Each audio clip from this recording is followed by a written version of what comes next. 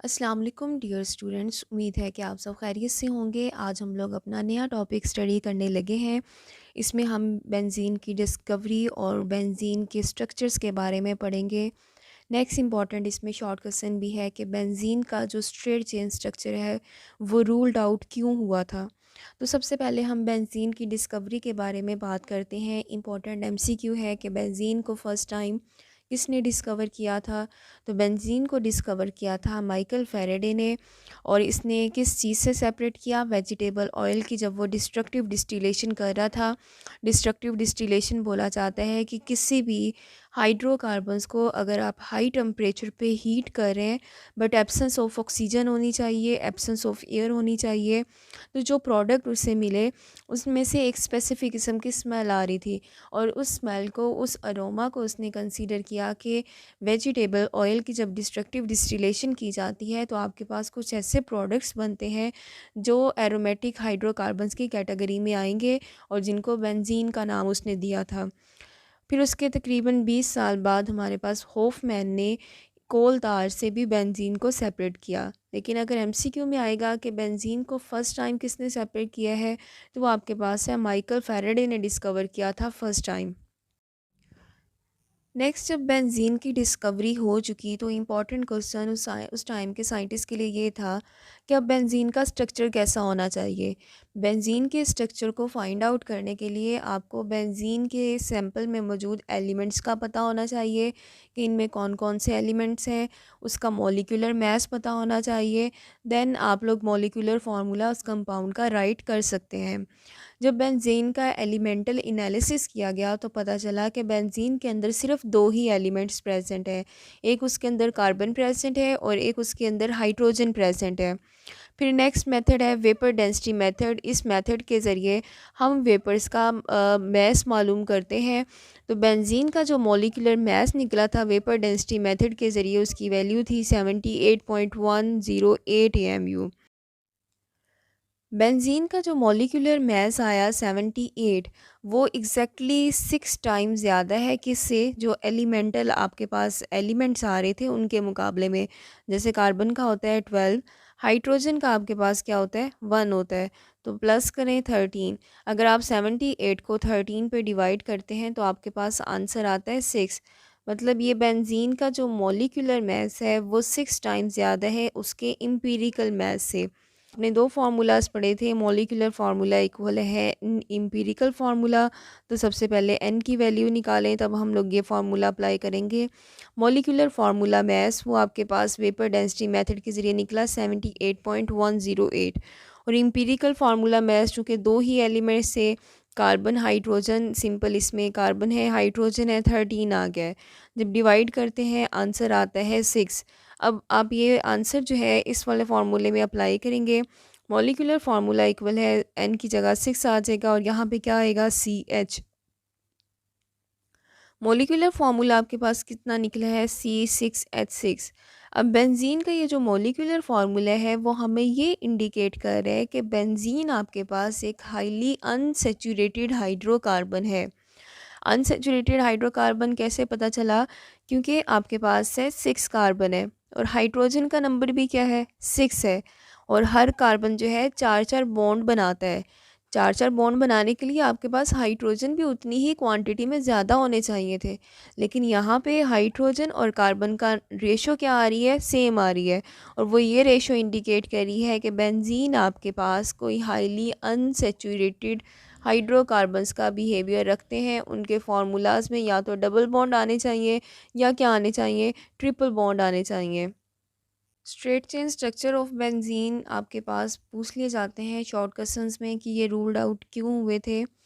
How straight chain structure is ruled out, why straight chain structure of benzene is not possible, give 2 reasons to ruled out straight chain structure of benzene. ये questions पूछे जाएंगे, आपने just 2 reasons बतानी है। Time के scientist ने जो benzene के स्ट्रक्चर्स दिए थे, पहला उन्होंने स्ट्रक्चर बनाया था 6 कार्बन लगा के। हमारे पास जो स्टार्ट है, एंडिंग पॉइंट है, वहाँ पे डबल बॉन्ड लगा दिया और सेंटर में ट्रिपल बॉन्ड लगा दिया है। अगर इसका नाम देखा जाए, इसका नाम है हेक्सा 1,5-डाईईन 3 आइन। यानी आप नंबरिंग करेंगे, नंबरिंग में आपके पास है 1 पोजीशन 1 2 3, 4, 5 एंड 6। ठीक है, हेक्सा 6 कार्बन के लिए है 1 पोजीशन पे, और 5 पोजीशन पे आपके पास है डाईन है, और 3 आइन ट्रिपल पोजीशन पे आ रहा है। एक ये स्ट्रक्चर दिया गया उस टाइम। सेकेंड स्ट्रक्चर दिया गया था हेक्सा 1,5 डाई आइन, यानी आप एंडिंग और स्टार्ट दोनों में ट्रिपल बॉन्ड लगा दें और फिर हाइड्रोजन का नंबर पूरा कर दें, 2, 4 और ये 6। ऊपर वाले स्ट्रक्चर में भी हाइड्रोजन 6 आ रहे हैं और नीचे भी हाइड्रोजन 6 आ रहे हैं। इसका नाम क्या था? 6 कार्बन कंपाउंड है। हेक्सा आ गया 1 पोजीशन, और 5 पोजीशन पे डाई आइन था वो आपने लगा दिए हैं। बेंजीन के ये जो स्ट्रक्चर्स हैं वो हमें ये शो कर रहे हैं कि बेंजीन के अंदर हाईली अनसेचुरेटेड बिहेवियर है, या तो डबल बॉन्ड है या ट्रिपल बॉन्ड है। नेक्स्ट हमारे पास ये जो स्ट्रेट चेन स्ट्रक्चर है इसमें डबल बॉन्ड आ रहा है और ट्रिपल बॉन्ड आ रहा है। इनको स्टडी करने के लिए कि बेंजीन का स्ट्रक्चर अगर डबल बॉन्ड जैसा है या ट्रिपल बॉन्ड जैसा है, तो बेंजीन को KMnO4 का टेस्ट देना चाहिए। KMnO4 टेस्ट आपने पढ़ा था चैप्टर नंबर 8 में कि KMnO4 उसका कलर होता है पिंक कलर। अगर तो किसी सैंपल में डबल या ट्रिपल बॉन्ड प्रेजेंट है या अनसेचुरेशन का बिहेवियर है तो KMnO4 अपना कलर चेंज करता है। तो सबसे पहला टेस्ट किया गया KMnO4 टेस्ट।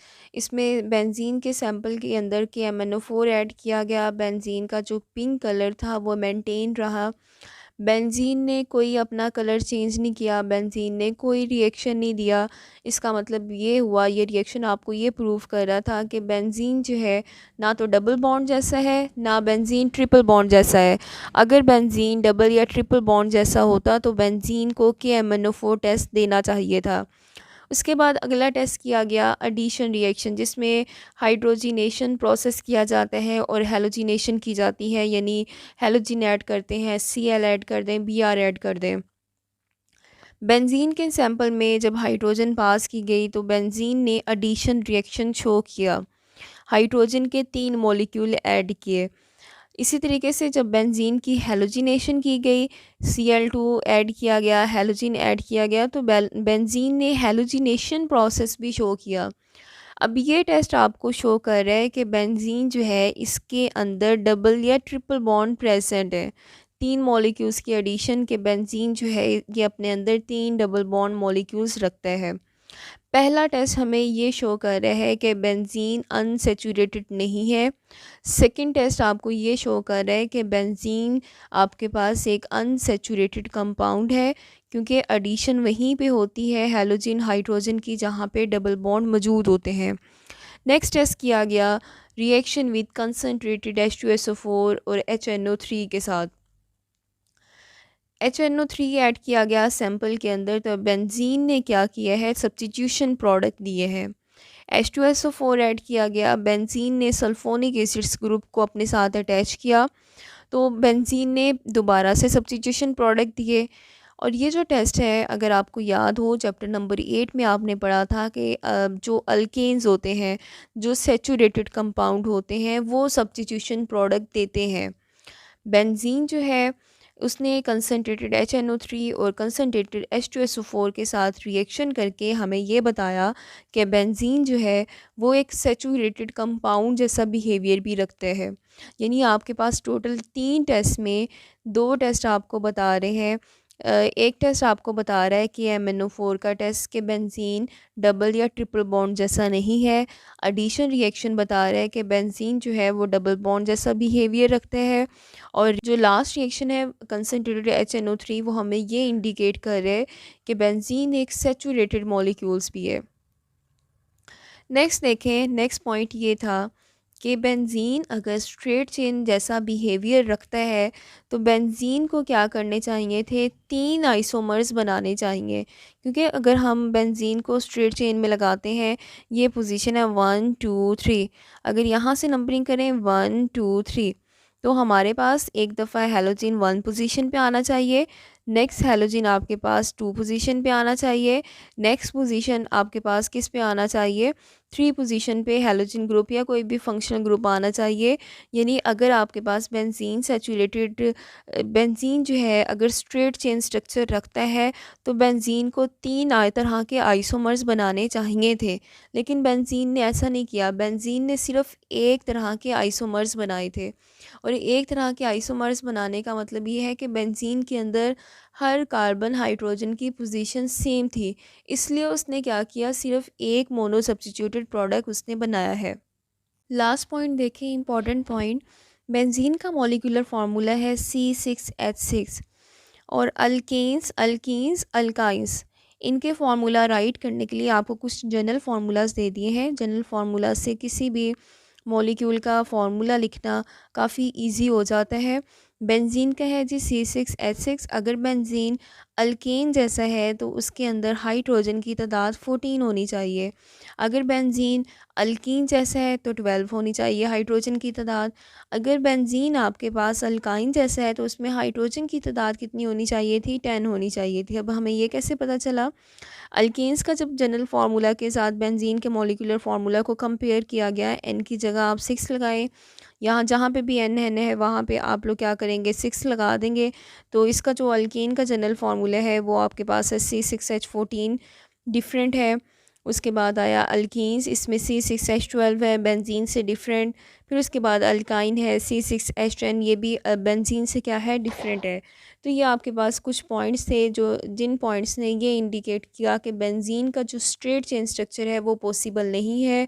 बेंजीन जो है स्ट्रेट चेन जैसा बिहेवियर शो नहीं करता है।